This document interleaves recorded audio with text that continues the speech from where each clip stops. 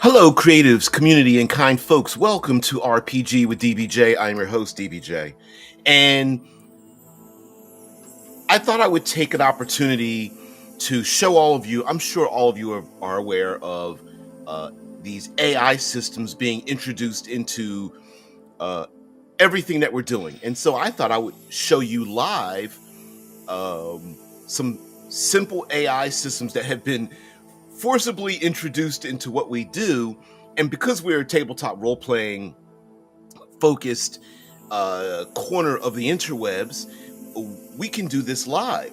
And not only how we can use it for our tabletop role playing experiences and your creativity and all that kind of stuff, we're also going to layer this with the dystopia that is happening because, well, honestly, um, why do I even have these things in the first place?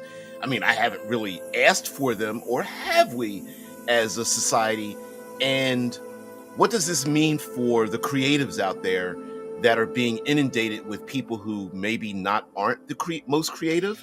And uh, like, is this? Are we truly living in a dystopia? I don't know. Maybe us recording it right now is a thing, and I wouldn't even mind playing with some of these things live with you guys.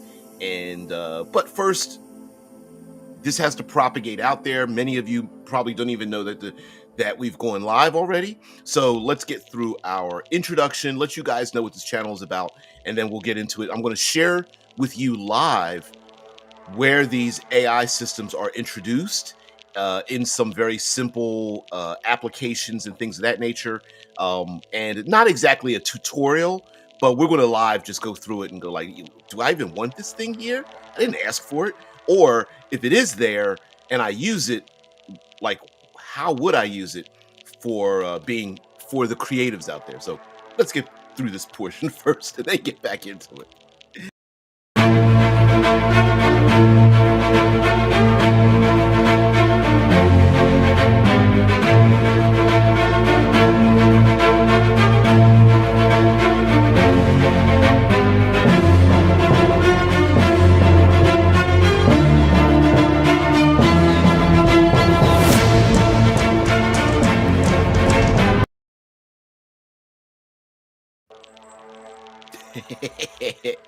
Oh, thanks there, Drew. All right, so I wasn't sure. That's why I had the thumbnail with the person screaming like, AI everywhere.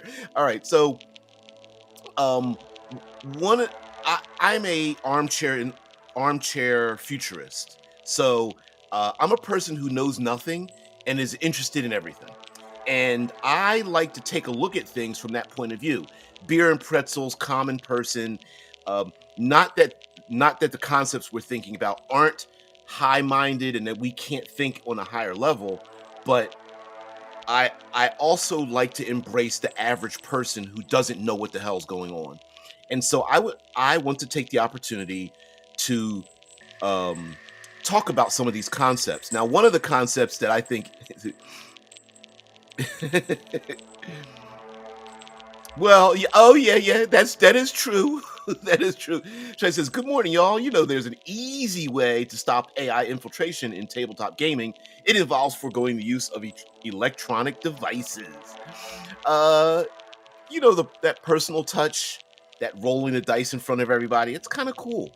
And uh, yesterday we talked a bit about inspiration, and I'm going to challenge you guys because I want to challenge myself on um, how far or how close do we get to inspiration? Because right now, the idea is use AI and don't use AI, and it's strange because it's not technically AI. There are LLMs, large language models. But anyway, um, some people say use the tool, don't use the tool. But I think there's a flow in between that many of us will be using that slider back and forth. And so I'd like to show that to you. So let me share out some windows here. So let's go to let's let's go to the Google homepage. So There we go. So if I go to the Google, we're just going to go to the to my particular Google homepage, and share this out. And here I can type in anything, questions or something, and we're going to uh, right on my homepage. I don't see like the AI tab or anything yet, but sometimes if you do a search for something, what's something simple? Not something simple, but maybe I have a question about. Um, let's make it fantastical. Let's see. What are the top 10 fantasy tropes? And when I did this Google search, what are the top 10 fantasy tropes? Here we have an AI overview. Now, what I will say that I appreciate in this is that there's links here for where this information came from. So at the end of each of these sentences, there's a link that I can go to that information was acquired from. But if you ever notice, if you guys are remember back in ye olden days, and I don't know what search programs you're using, um, back in the olden days, it used to be when you went to Google, it would just give you a list of links, places to go. Now you got to kind of down, and it gives you a little bit of like a breakout list here with some imagery. But then really, if you want to get into it and go to all the individual locations, you have to do that kind of on your own. But Google has popped this up at the top. Now, remember, AI is technically large language models. So basically, you just start to look up lots of language, using language that we use, and finding these, like the chosen one and the quest, the magical creature, good versus evil, the tragic backstory, um, the secret heir, the reluctant hero, the evil overlord, the mentor, the battle of light versus darkness, and whatnot. And if you're a creator, you're trying to come up with an idea for like a tabletop game or something, it's very, very easily put together here. And you go, oh, these are the common tropes. And if you wanted to get away from those tropes, like, okay, here are the common tropes. Now, how can I break them? Well, it's a good idea to have a list of those. But again, AI overview. Did I ask for this? Well, maybe not, but I am lazy. And so these systems are able to put together uh, these tropes. Now I could go in here and go, what are the top three tropes? Um, and how to break them.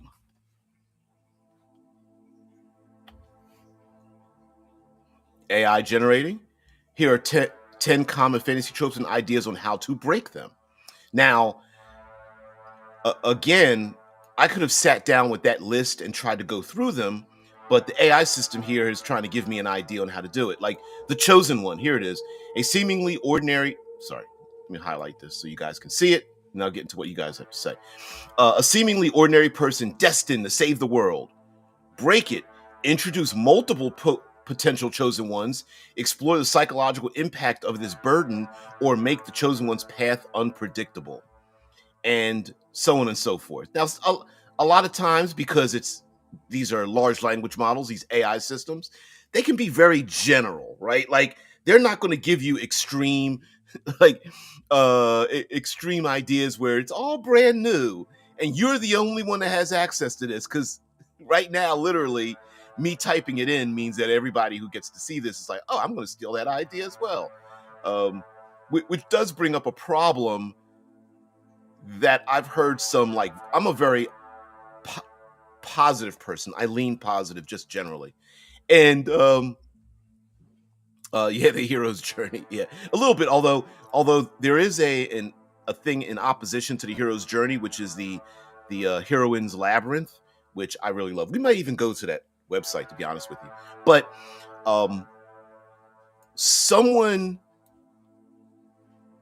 yeah, I agree with that. I agree, because maybe I did want to look up the or wanted a list of the places that I could go to look for it myself. And there's nothing now, mind you, there's nothing stopping me from going to this link. So here's the chosen one, and there's a link here. It's let's see. No, it's not highlighting the link, but if I click it, here we go. Here are the places it came from. E.S. Foster, uh, fantasy writing tropes to subvert, and then Quora, how to reshape old fantasy tropes. And this is where they got the information. And at least they're giving attribution where this information came from. Google's not saying, "Hey, I know the information." They are saying where the language model did go ahead and snatch that information. Let's go to the Dark Lord. Let's click that one, and then here it was a Quill and Steel website, and there's something written here, and then the Living Writer. It got it from there. So they are attributing where it came from, because a single person may have given this information that I'm using. Maybe I want to maybe not only do I want to give them credit where credit is due, but maybe they're brilliant and I want to go to that person and get even more information. And maybe they wrote a book, or they have a blog, or a Patreon, or something like that. And that's the criminality of these AI systems is, someone's got a great idea. If you steal it and the AI is just like, "Hey, here's here's the answer to your question," what's happening is, not only can I not attribute where it came from, I can't even give them my attention or my money, right? Like, and that person might have been very brilliant, but if the AI overview steals it for themselves, now that person not only is lost revenue, they're lost attention. And what a great way to kill creativity, by letting a creative person not get any attention for what they've done, when they probably did a lot of work to do a thing. And you know what I mean? Like, this is his Quill and Steel fantasy writing resources and templates, and the person that came up with this is like, "No one's visiting me and stuff. This choice I had in life is stupid," and they give it up. you know, which honestly, maybe they're really brilliant. The Dark Lord, the ultimate evil, often a powerful and charismatic antagonist. Break it. Explore the Dark Lord's motivations, portray them as flawed and human, or make them a victim of circumstance. And so this is how, my initial instruction. We'll go someplace else after this. Yeah, I hate Juices. I hate the hero's journey. With the passion, it's just the worst, and tainted the whole fantasy genre. Instead of the Dark Lord, I started to call my big bad the Pale Lady. That's all. That's awesome. Yeah. Yeah. The hero's journey. We've seen the hero's journey before. Like the general 12 steps. The heroine's labyrinth, I think, is pretty brilliant. That's why I did an interview with Doug. I actually reached out to him because I'd like to do the heroine's labyrinth with the movie Sicario. Because the movie Sicario, first of all, the movie Sicario is brilliant, and it is a parallel hero's journey, heroine's labyrinth story, and very dark as well. I like to read up on it, but it's not a template. Be more specific there, Ishtar, if you don't mind, and we'll delve into it. Okay, so here we have Google. Could you tell me which one, the hero's journey or other template types for storytelling? You, I found that out as well, Drew. That it's been broken down to hey, Death Angel Shadow. The monomyth is like 17 step. Yep, I did see that. Vogler broke it down for basically like storytelling and script writing to into 12, and I even personally took the Heroine's Labyrinth and kind of constricted it down to 12 as myself. Okay, so Ishtar says the hero's journey. I found it as a DM useful, but it isn't a perfect thing for everything. Exactly, exactly. I didn't mean to go to the heroine's labyrinth, but I think I will. Oops.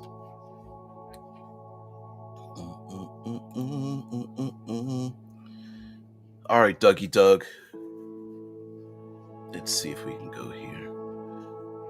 So, this is for storytelling.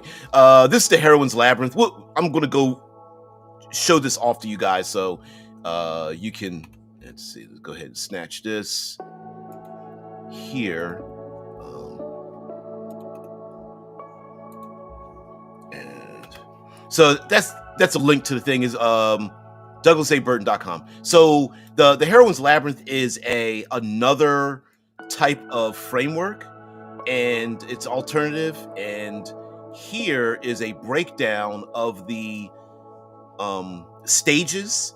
And I kind of look at the hero, to me anyway, I look at the Heroine's Labyrinth as the return home. Like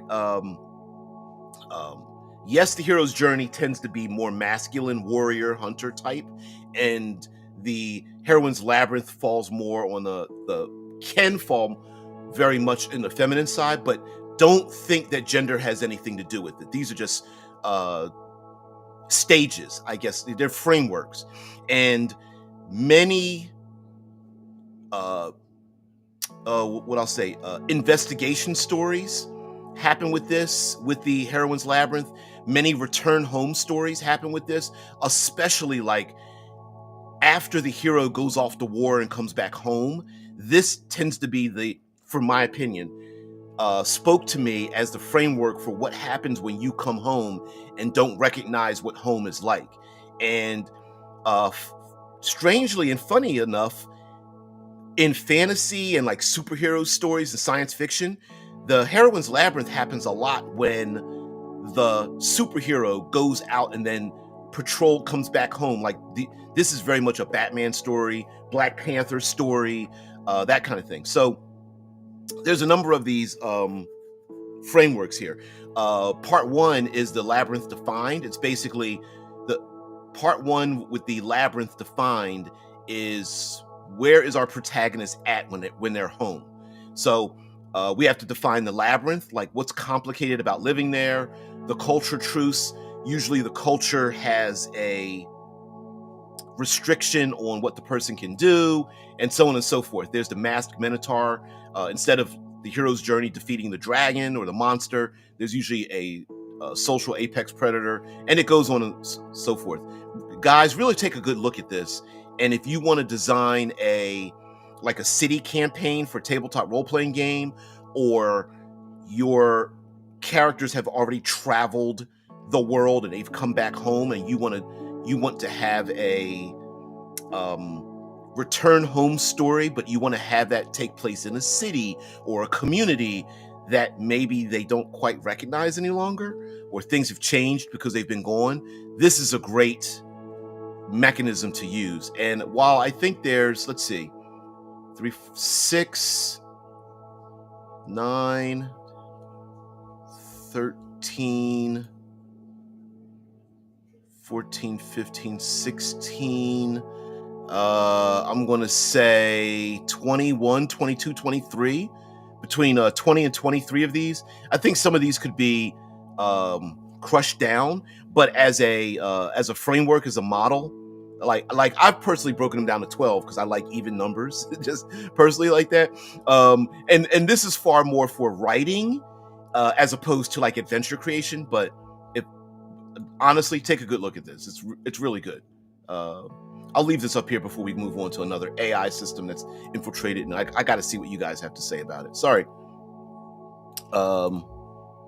Here we go. Shai says the hero's journey could just be getting through the day. Yeah, every single day, and then get to retire and do fun stuff and die with a modicum of dignity. That sounds like me. That definitely sounds like me. Drew says, in my own RPE system, I have my own steps. Not sure how many of those are. Some are inspired by the Heroine's Labyrinth, but overall, I have plenty of steps that are neither from Campbell nor Burton. And I think there's space to have other frameworks, and it's difficult to unlearn a thing, to take a look at something and learn it again. So I got to give Mr. Burton a credit for unlearning a thing, because he basically said he created it because he was writing notes because he was writing something else, and that's a cool inspiration, you know. Uh, Drew says, like I say so often, an important step in many myths is a communal feast or meal, and that was missing in both outlines. I find that as well. Also, there are sometimes it can be difficult to have introspection stories. You know, a person overcoming a psychological hardship or like drug addiction or abuse or something like that. And sometimes those different frameworks don't fall very well into telling that kind of story. And Drew goes on to say, from the Heroine's Labyrinth, I have the Dynasty of Deceit, renamed from the Cult of Deception. Doug once told me he likes my renaming. Yeah, there's some other people where have renamed the Master Minotaur as well. Now, mind you, he specifically picked different types of terminology, and I don't think it matters as much if it works for you, right? It's a toolkit. So back to AI overrun.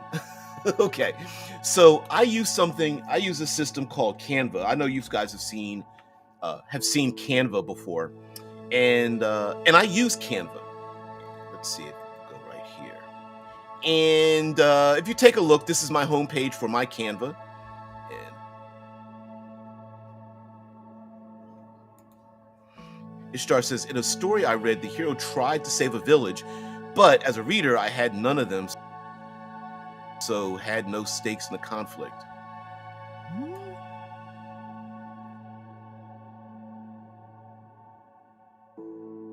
Little, not sure what that means everywhere, but this is the open page of the landing on the home page of Canva. And as you can see below, these are all the different things I've been experimenting with, and some of these you may even, thumbnails and things like that I've created over time. There's a whole ton of them, right? There's my Obsidian Star stuff, things like that, and experiments and picking with things, making logos and all kinds of stuff. But at the top, we have designs and templates and all kinds of things you can use. This Canva, by the way, is a website for armchair graphic designer, and I can feel the cringiness of the graphic designers going, "Oh, I hate that." But anyway, this gives us armchairs the ability to use these things, paying a minimum a month for use. But here there's a tab here for Canva AI. All right, but I'm going to open up my own tab here, which was the thumbnail for today. And am I sharing this? There we go. Okay, wow, I didn't even show it. So let me go backwards.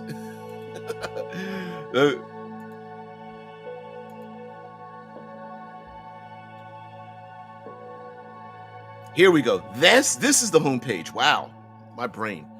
This is the homepage and my landing page. And right here, we got ourselves inserted in here, Canva AI. But instead, I'm going to go to the thumbnail. Let's do this again. I'm going to go to the thumbnail that I put up for today's thing. Hey, kitties. And this is the landing page for the thumbnail that I created. Now, I can do things like I can resize it. I can change the shape. Over on the left here, I can add new things into this, the text and all this kind of stuff. But down here, again, the magic media, here is the AI tab, right?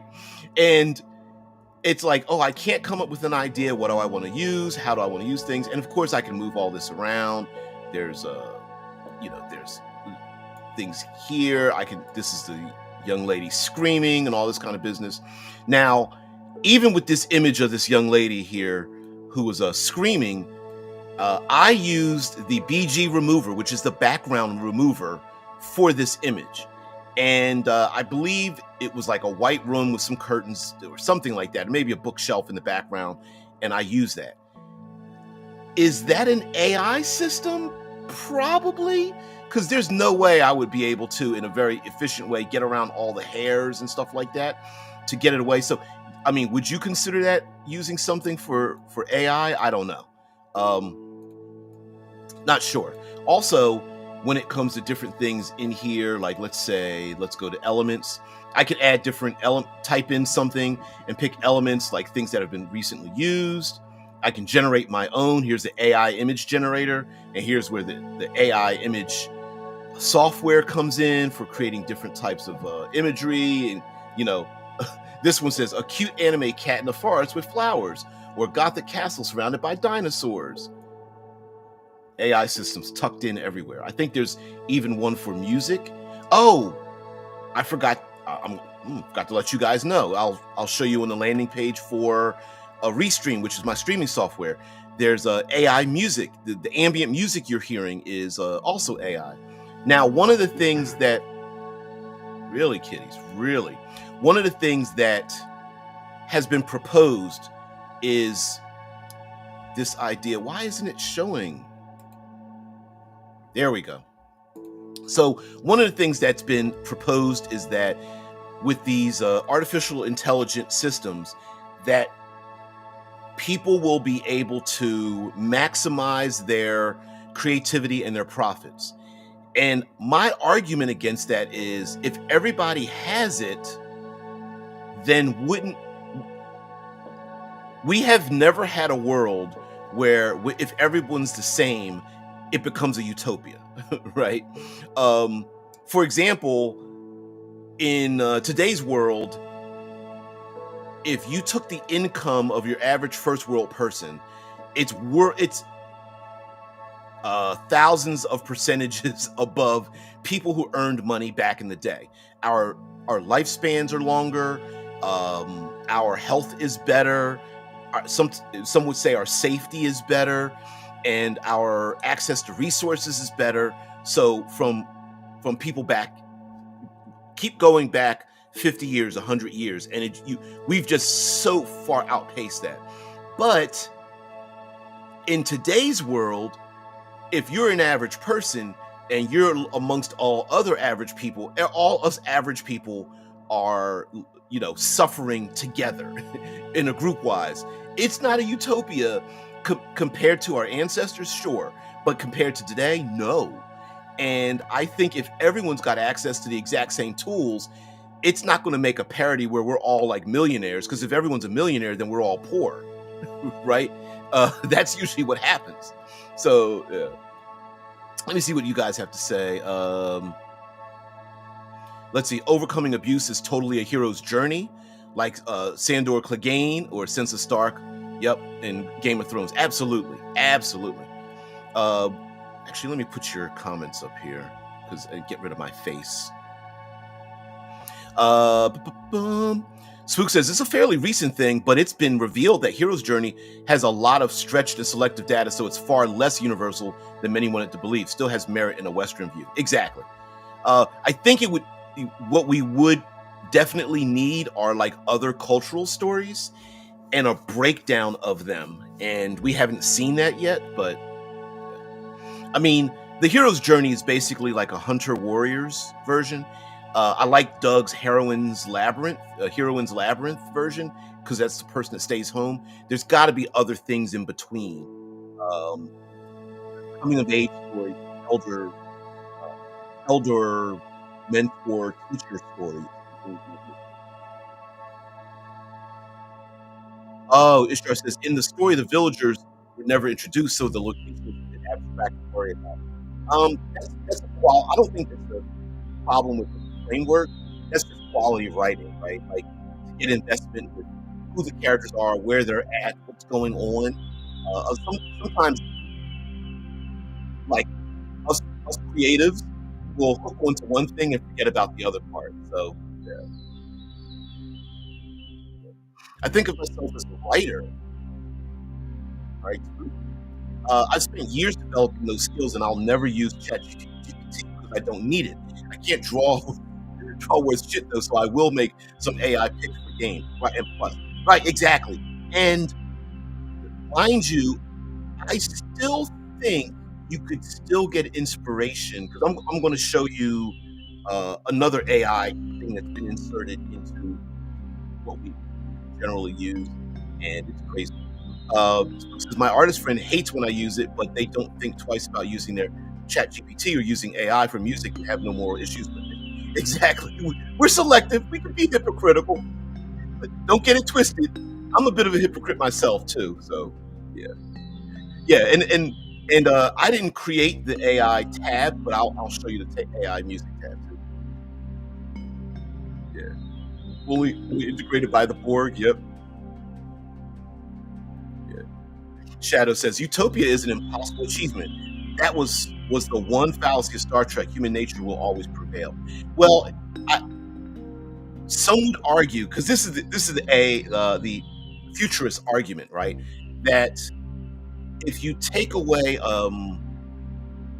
struggle, um, at what point will it be that we don't recognize what humanity is like once you start eliminating the the necessity of struggle and scarcity, right? Because many of us, Nicholas Dawson said, "Hey, thanks for stopping by there."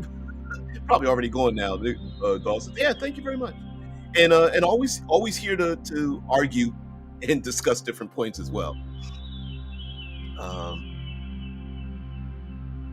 Artificial intelligence was supposed to completely eliminate my job, technical translation, but so far it's only eliminated customers who suck and has accelerated the serious work. Yeah, I think the human touch is always going to be there for some, for not some, for many things. Shadow says my audio is getting choppy. Maybe that's because of too many windows open or something like that. Hero's journey is just the conquest narrative of the proto Indo-European people.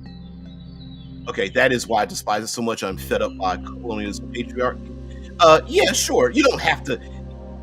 Here's the idea. It may have come from that. I definitely agree, but no one has to write a story that only involves like domination and things like that. Like, remember, um, oh, not the stream. Just no, see any.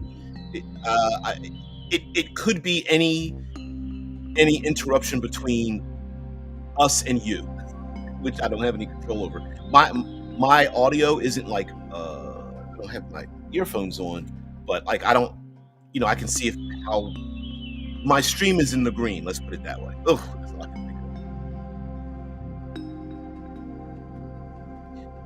of. Right. I don't want the copy and paste. That's my thing. It's the copy and paste.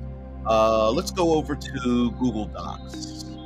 Matter of fact, you know what? I'll bring up my which one? Let's see. Let's go with this. No, that's not it. I'll go to another file here. Let me go to my Obsidian Star file. Mhm. Character creation. Substrat. Here we go. Let's spin this out. Let's get this to 150% and then share this tab out.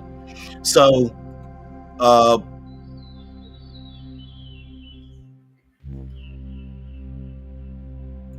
yeah, society would not have advanced without colonialism.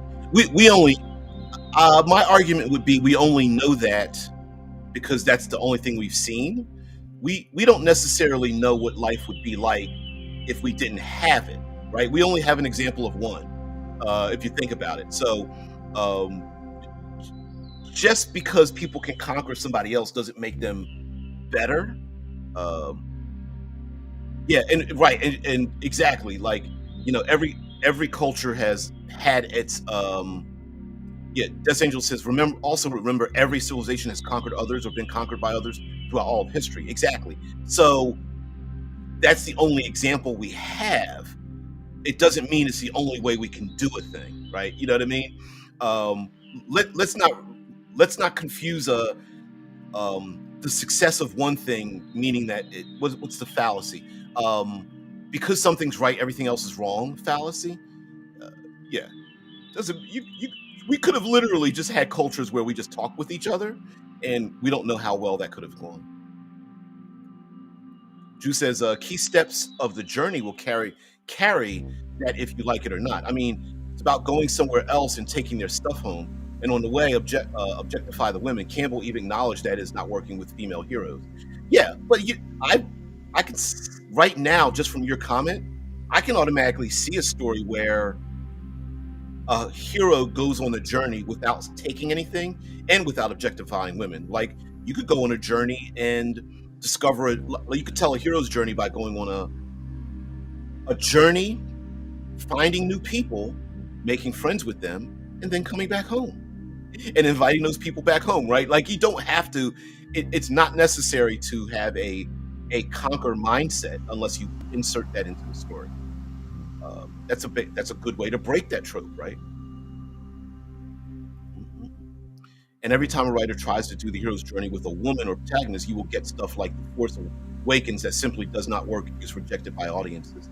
I don't think that's true. I think that's just bad execution, because even in heroes' journeys, there are like failures, you've got mentors, you have other things. I think it's just execution.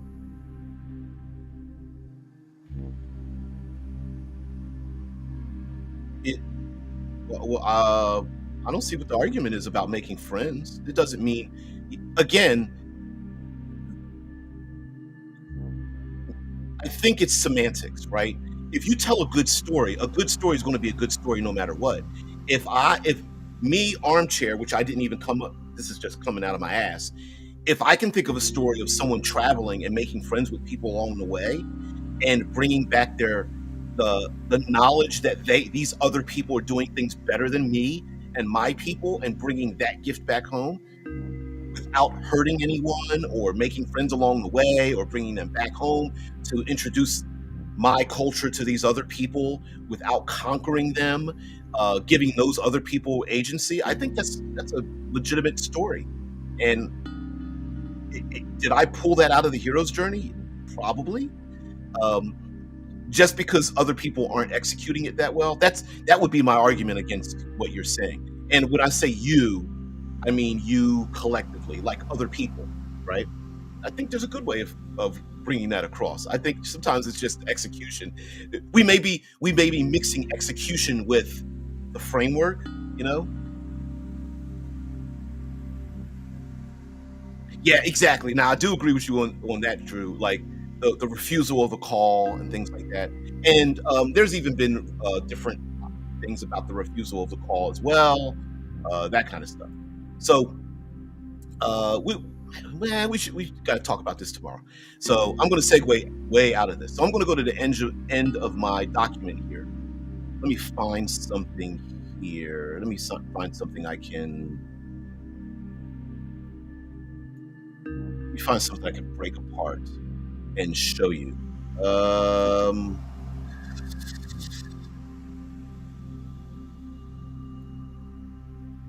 okay, here we go. Here's a little bit of my document here about the Jovian system, Jupiter, and some of the things that are in it. Now, as you can see here, this is a Google Doc, and there's like I can highlight all of this stuff, and I can highlight this portion of my document. Let me move this up just a little bit. And right in this corner, upper right corner, is Ask Gemini. Gemini is the AI system. And if I click the Gemini tab, it will open this up on the side and like, hey, hello, RPG with DBJ. How can I help you today? And it's like, what can Gemini do?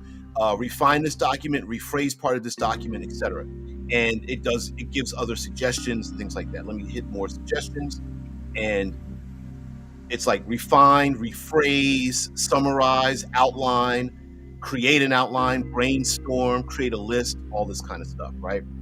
And if I wanted to, and this is not how I would ever want to use it, but for you writers out there cringing as I do this, I can hit rephrase, and it will rephrase what I listed here. Like, what was it? Rewrite the title to be more catchy, which I didn't actually ask it to do that. Um, but you can copy and paste it. Um, it's giving me new titles for my document, whatever. Obsidian Star, Tales from the Substratum Protocol, Adventures in Obsidian Star and stuff. The Substratum Protocol is the I'm using the SRD from that and game mechanics from somebody else, which is in the Creative Commons. Not Creative Commons, it's available anyway, whatever, orc license, blah blah blah. Um, but that's where it's coming from, and so it's using it that way. Now, one of the things, and then it even gives some additional things like what is the game setting for Obsidian Star, or what are data cores in the context of the game. I could click that, and it'll come up with the go through my document and kind of give me an idea of what it means, and then I can shit. There it is.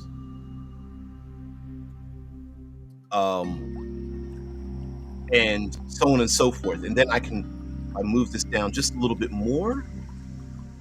It will give me the option to copy it. I can insert it somewhere. It gives me some more options here. I can up, thumb up, thumb down if this is good, this is bad, what I'm trying to do. My problem with this is that with this tool, some people could copy and paste, but what some are not realizing is that you have to do the work first to get the thing to be where you want it to be in the first place, if that makes sense, right? It's kind of weird to say, like, you got to go through the work of typing it out to come up with something, to have it rephrase it, to then put it back in the system. And instead, like for me, like in here it says, in the Obsidian Star game, data cores are remnants of the signal, a mysterious broadcast from beyond the Oort cloud that overloaded technological devices throughout the solar system. These data cores are essentially dead or bricked hard drives containing scattered, encrypted code related to theoretical sciences. Actually, I used the word bricked, so it did steal it. They are highly sought after because they contain potentially invaluable data that could unlock the mysteries of the universe, but their contents are scrambled and fragmented due to the effects of the signal. That's actually not true. The mission of the player characters, known as stars, involves finding and extracting information from these data cores. They can choose to destroy, keep, or share this information, but it is noted that these secrets can be both transformational and dangerous. So that's pretty cool, right?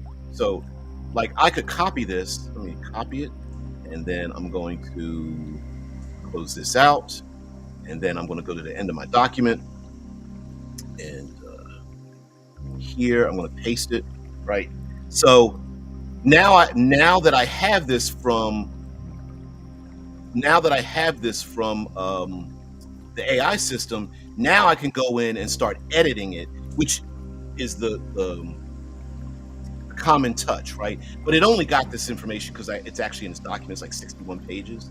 I don't even know how many words. It's probably 15 to 20,000 words or something, maybe. But anyway, this is an example of how to use it. Of course, this is a Google Doc, right? So if you are writing an adventure or NPCs or something like that, you can go in and then use the AI system and then help you use it.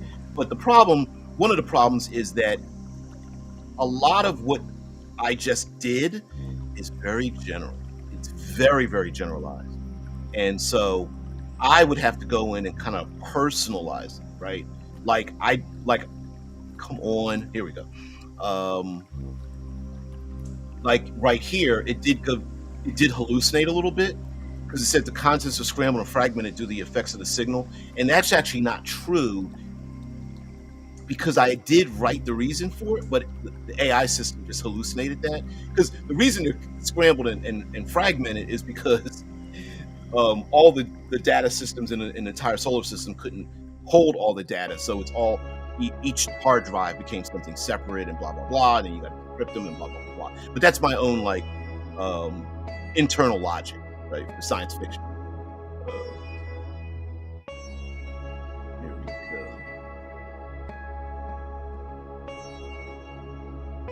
Here we go. Going back to read your comment.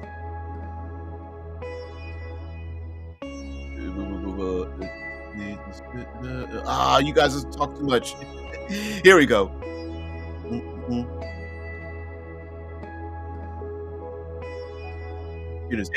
Ishtar says the distance and weather can also be an obstacle to overcome in a story, right? Like, um, we've seen survivalist stories plenty of times. Earthquake survival, cold weather mountain survival, and things like that. I think the environment could be an opponent in a hero story. I think it's just a framework, and but yes, Drew mentions like this is like if Drew mentions if you diverge from the outline, then sure you can say it is inspired, but I don't think you can still claim it to be hero's journey or whatever model you use.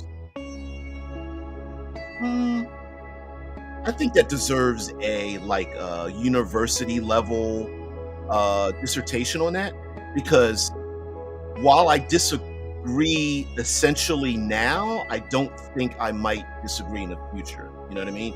Like, is there another way to like, is it worthy of its own? I don't know. I don't know. Of its own framework. I don't know. It says, sure, we're getting the rabbit hole. I'm really passionate about this subject. I get it. I, I am too, which is why I got distracted. The Shadow says many of the native tribes in the Americas succumbed to disease before Europeans arrived and discovered them. Likewise, they fought amongst themselves. Human nature doesn't change. Yes. Oh, maybe it's just the tools that we use, but um, humans. It's not the sexy thing, but I think human beings can be incredibly kind and compassionate and egalitarian when we want to. That just doesn't make the history book, right? So, right. Mm-mm-mm.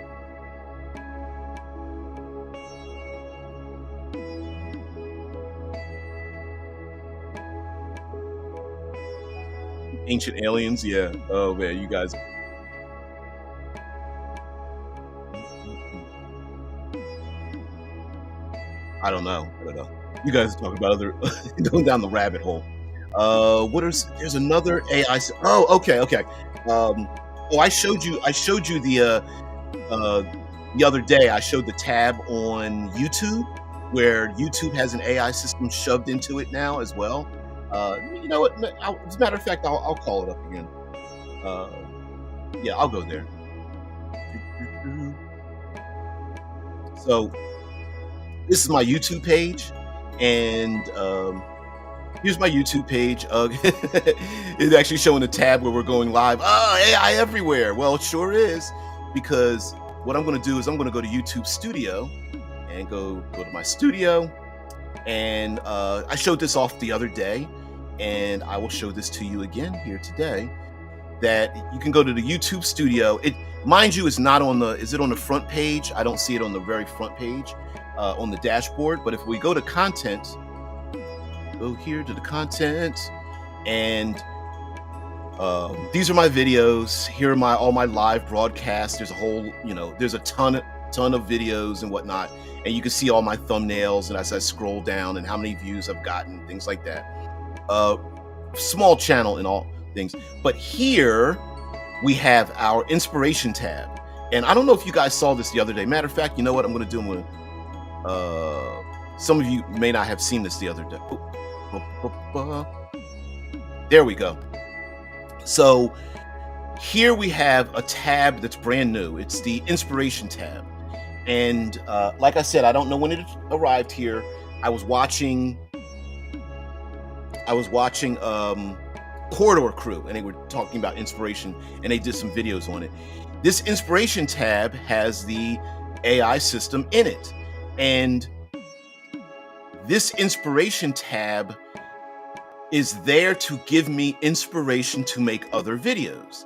And here we have ideas for your next video inspired by your channel. And there's a tab here to save the ideas. There's a spark. You can try a question and get some ideas from sparks. And here we have the alignment of a modern AI, or fighting the alignment, lawful neutral. I did a whole series where it was like the tactics and counter tactics of going against certain monsters that and adversaries that have a certain alignment. This is years and years ago. Man, the metaverse, a new alignment, fighting the alignment, lawful evil, because I did videos on that. The alignment of a global pandemic. That's so weird, but for ideas. But anyway, these are some ideas. If I refresh this page, which I'm going to do right now, and the snake eating the tail conundrum of this was like, wait a minute, YouTube is using algorithms from videos that already exist to give me ideas, especially taking from my own channel, to give me more ideas to make videos. So essentially YouTube could just literally just be run by AI and we wouldn't even know it. Or if at some point it will be run by AI, because YouTube can create as many channels as it wants, find out what's popular from everybody that already created videos, take that giant data source, make their own thumbnails, use their own voices, and make their own clickbaity titles and things like that. It's kind of wild. But anyway, here we have using improv better campaigns, tabletop character creation tips, character motivation beyond alignment, collaborative storytelling in RPG games, building a better RPG world tool. And look how, now mind you, these are very, come on, building a better world, RPG tools. It's kind of bland, right? If I click one of these, if I click it, here's like an outline. It gives me some hooks, outlines, things like that. It even has a little intro here, like, tired of your RPG campaigns feeling stale and predictable? Discover how to inject spontaneity and excitement into your games, blah, blah, you know. It's already written out for me. Here's the outline. Tired of stale campaigns, embrace the unexpected. Improvisation brings life to your RPGs, and I could hit the show more to get some of that stuff. And it even did AI art for the thumbnails. Some people sitting down playing a game. Are these two young ladies exactly the same? Maybe not. Okay. Anyway, there's even some extra catchier titles, but I want to show you something else. Here we go. Right at the bottom here, related videos. This one's from 2016. Actually, they showed this to me before the other day. Here's another one from 2021. And so clearly YouTube is going back into the crates to pull out some of this information.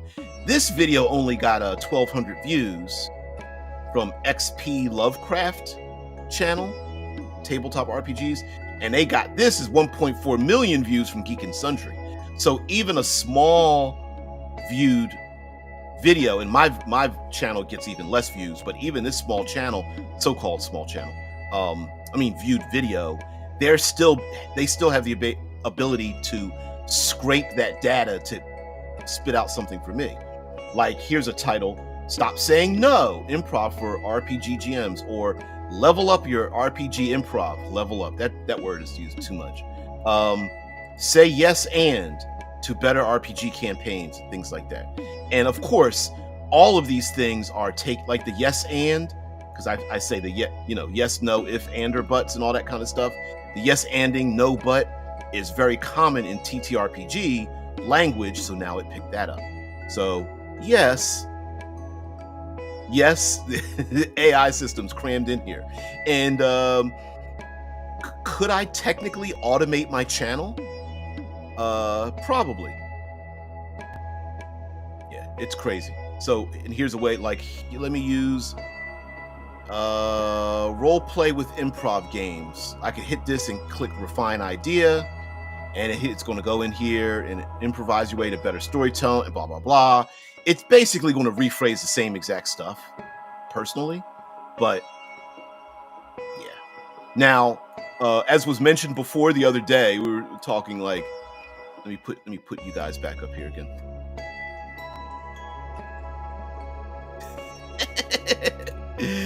Yeah, exactly. Yeah, Andor's butt. Oh, hell yeah. Oh, yeah. Mm-mm-mm.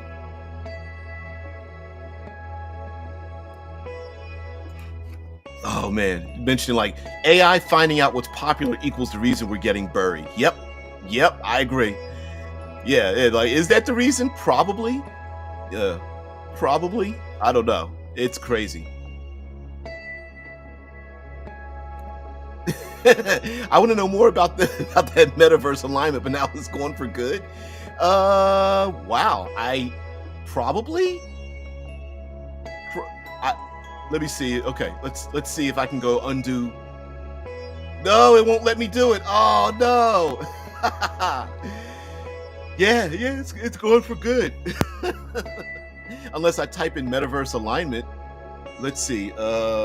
Metaverse alignment.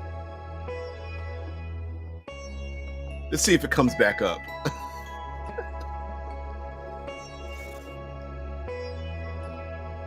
Well, it kind of knew what I was talking about because it suggested it to me. Metaverse alignment, the moral compass of virtual worlds, the ethics of AI and metaverse alignment, the future of gaming, metaverse alignment, and player agency. I don't know. Building a metaverse with aligned values, a practical guide. I don't know. Oh man, let's see.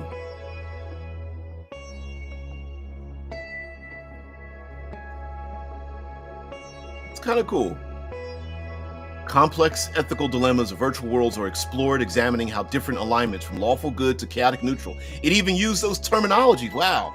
Impact the metaverse experience. This video dives into the philosophical and practical implications of morality within these immersive digital spaces. Huh?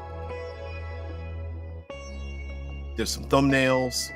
Oh, it's combining TTRPG stuff with here's meta AI. Does the metaverse dream of electric rights? It's combining a bunch of different things just because the words. Yeah, it got itself lost in its own. It got itself lost in its own compilation. That's funny. That's hilarious.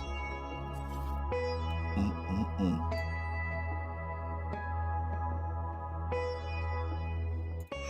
Shadow mentions I like the yes and concept up to a point. I don't. Again, it's a tool, right? Like I don't think every single outcome of things needs to have. I got to show off the kitty for a little bit here. I don't think the I don't believe that the uh, there he is. Hey, buddy.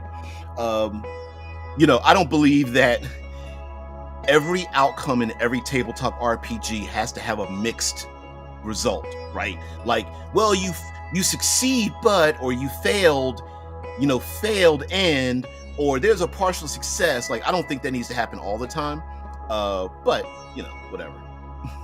You guys talking about how many views a video gets and whatnot. But yeah, these are a ton of AI tools out here, and this is just the tip of the iceberg. And I think, right, it's our opinion on is this something that would inspire me as a creator, and how much of this would I use if I do use it. Like, this is for YouTube. Here I am over on my own channel, um, where I, had this thing about the data cores and whatnot, and post scarcity, and how much I love this kind of stuff. But it's like, you know, oh, let me change. I got to do something here because I put this here. Let's see. Let me highlight this. Come on. There we go. Got to highlight it. I got to change the color. There we go. Bright red. All right. Here we have a Google Doc, which I ended up like cutting and pasting something from the Google Doc, talking about data cores in my sci-fi game. Also, there's this idea that, how do I explain? There's the idea of, do I use this as inspiration for the thing that I already created. And if I'm trying to be a writer, how much effort does it take me to write something, put in the AI thing, put it back in the document, then re-edit it when I could just literally just write it? Here we have AI thumbnails, and well, I was using it as an AI thumbnail, but for example, I can come up with, like, let's see, let me add something in here. Where's the AI bar? Oh, here it is. Here's the AI bar where I can create something, like AI everywhere. I'm gonna go AI everywhere, and let's see if it comes up with like some kind of artistic bent on this, and then I can insert it into this. I could have, inserted it into, and here it created something, even spelled it wrong. AI everywhere, right? And there's all kinds of artifacts in here. Look at oh man, yeah, pretty horrible stuff, but whatever. Trash that. Then you can modify it, different types of styles, all that kind of stuff. You can go back and create images and graphics and all that kind of stuff, the AI systems and whatnot. And the AI art just looks exactly the same.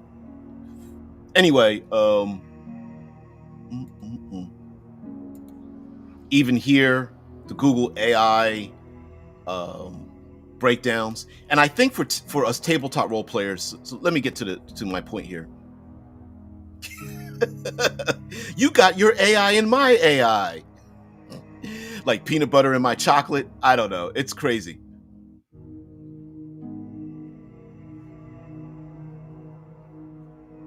Are you serious? Huh? Shai says, DBJ, your video on cortical stacks cracked 1,000. I think that was the one that set you apart back in the early days and let people know you're a next level content creator. I don't, you know what? I've actually considered that. What I mean by that is, I had considered not getting away from tabletop role playing games, or at least hyper focusing on like sci-fi and whatnot, and that kind of thing, because there's still people who are finding like my whole like futurism TTRPG videos and things like that, and I mean, I could consider myself making like a whole nother channel just called like the armchair futurist or some crazy crap like that, and just have open discussions like this and continue the discussion over and over again, day by day, week by week, month by month, and bringing in like different articles and videos that people have done and stuff like that. Yeah, I've done that, and there's people interested in it, but that means I would have to stop doing what I'm doing, or at least curtail it, or what I could do is make multiple channels and each day upload to that channel, which if I'm already doing it, say for example 4 to 5 days a week, 6 to 6:30 ish, I could do that and then have multiple channels. I don't think people would be particularly interested, but different people could view into different ones or something like that. I could do that, especially if I retire. I could do that, but I don't know. That's way out there. That's way out there. So anyway, guys, I'm gonna say goodbye. You're knocked out, aren't you, there, Brutus? Brutus is knocked out.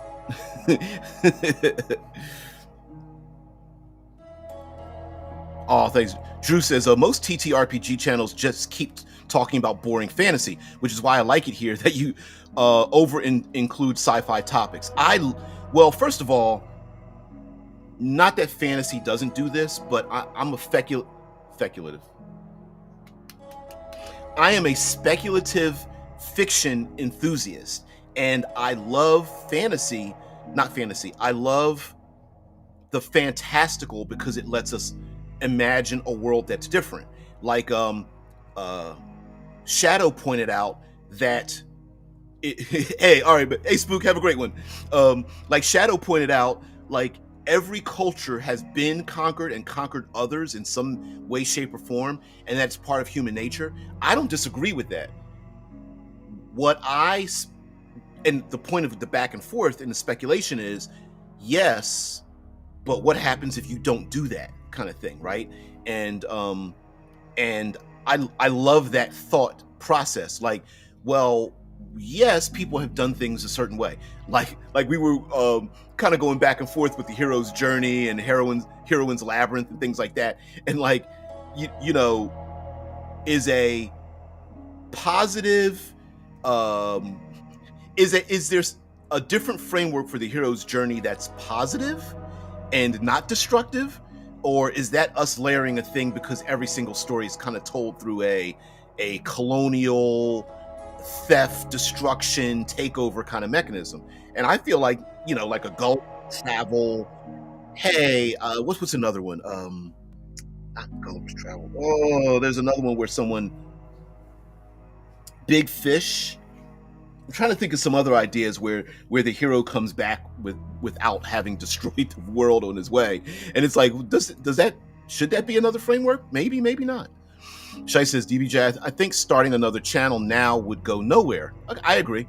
Don't you think talking about hard science in a non-RPG context still ties in with RPGs? Just do videos like that and put them here. Okay, I agree with that. Yeah, because today it's difficult to break out, right? We already have examples of AI systems helping people create more, which will just get lost in it'll just get lost in the the crowd. You know what I mean? Mm-mm-mm. Yeah, Ishtar says, I like fantasy and science. They don't need to be feared as opposed to one another. I agree. I definitely agree with that. I know some people love that hard line between the science and fantasy. Like, I love them both. It's like being that person that loves Marvel and DC. You back in the day, it was like, oh, I hate one, I love the other. I'm like, I don't care. So if they're good, I love them both. Mm-mm. Yeah. Yep. Yep. Yep. Yep. I agree. Yep. Absolutely. Yeah. So anyway, guys, thank you very much for being part of the show. Thank you very much for letting this raising the IQ of this side of the interwebs, because I really appreciate that. Oh, he spells on the fantasy store uses science as a bit. That's kind of cool. That's also an idea as well. I'm gonna put that in my back pocket. Too late, back pocket. What's the corporate thing? Put it in a parking lot, something like that. It's some corporate talk or whatever, boardroom talk. But anyway, guys, thank you very much for being part of the show and just talking about, I don't know, this AI dystopia that's always around. It's like I don't really know how often we're even going to use any of these things, but they sure do want us to use it, and it's crazy.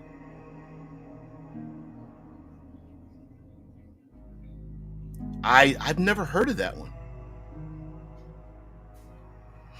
Well, Death Angel Shadow, it's great to be seen. I tell everyone, hey, good to see you. And hey, listen, it's great to be seen, right? So good to have you guys here. Good to see your avatars. I really appreciate that as well. And we'll keep the discussion going. Matter of fact, you know what? Um, uh, Here's what we're going to do tomorrow. We will. All right. Tomorrow we're going to side by side go through the hero's journey, heroine's labyrinth, and see if we've got like a third category, and we'll just go down the line, like try to go through each level, a truncated level. I think 12 is a good number, even though you could probably double those, and then kind of go through them and think about like some of the stories we've heard or seen, and do something like that, because I like that kind of stuff, and it's good for tabletop role playing as well, right? Create these stories. So maybe we'll do that. Maybe we'll do that tomorrow. Matter of fact, that's what we'll do. All right, guys, I'll see you later. Peace and tranquility. Bye. Have a great one. You guys talk amongst yourselves.